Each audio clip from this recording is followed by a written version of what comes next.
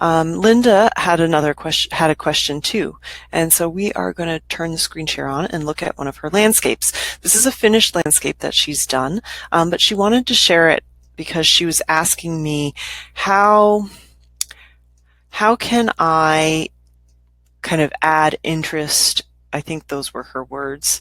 How can I add interest to this work, or works like this kind of landscape? Now she said this one's varnished, so she can't add to it. I'm going to shrink it to make sure it's actually on the whole screen for you as well.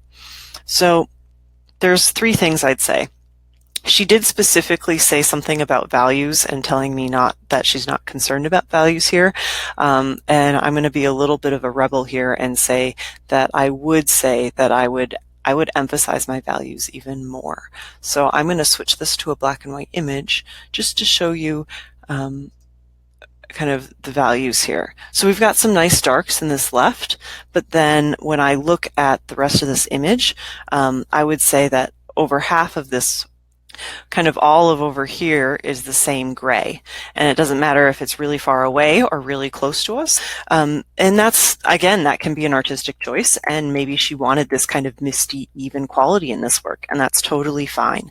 But when you want to add drama to an image or kind of change it up, having a greater sense of contrast can work wonders. I do want to say, and I really liked this, I'm going to step forward again so that you guys can see it. Do you notice her use of atmosphere? These really kind of soft mountains in the back, it really helps create a lovely sense of distance, and that's a really great thing to do with your landscapes. So that's helpful. So that's something I would have Linda think about, is pushing herself to add even more gradations and steps of value into her landscapes. I think her composition is quite nice, and that's something I'd encourage people to do as well, is do compositional studies, so like little thumbnail drawings. If you've not heard of thumbnail drawings, I'm going to just kind of draw on top of her work for a minute. It's the idea of having these little sketches where you kind of place things and decide, like, is this a nice landscape? Do I like this composition? Maybe I want to show more of like a road and wooded area and have a tree in the foreground really stand out. So those are ways to help you make sure you really have a strong composition that you feel confident in and that moves the eye in a very kind of relaxed, enjoyable way through the piece. The other piece of the puzzle I'd say here is to have a focal point.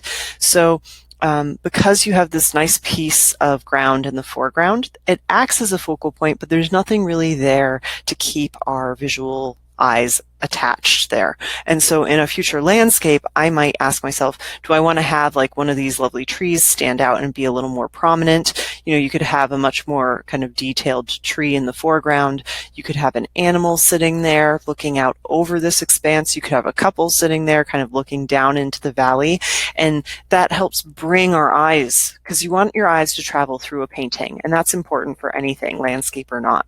So it's great. We can start here, but give your eyes time to really sit here. And then it's like we kind of move this way because you've got this tree, and then you've got a road that leads us this way. And so we finish out in this like peaceful valley in the back. So understanding how people's eyes might naturally travel through the piece can be really helpful as well. So in terms of landscapes, I think having a focal point is really valuable and helpful. Really pushing ourselves to extend the gradations of values in the work can add drama. And again, if you want a piece to be kind of peaceful and wispy and what's the word I'm looking for? Kind of, I don't know, soft, then you might not want those heavy gradations. But if you want to add a sense of drama or dynamic quality to it because you're trying to add interest, then really adding steps of gradation is important. And the last piece is color. You know, in this piece, we kind of all stick to one color scheme here. And I think that adds to that softness and that sense of relaxation, which is quite nice. But if we were thinking about adding drama to the work, it might be fun to add some really contrasting colors, perhaps complementary colors, which are opposites on the color wheel, to make certain areas pop or move forward or go back, recede into the landscape. So Linda, I hope this helps you and gives you food for thought for your next landscapes. Thank you so much for sharing your work.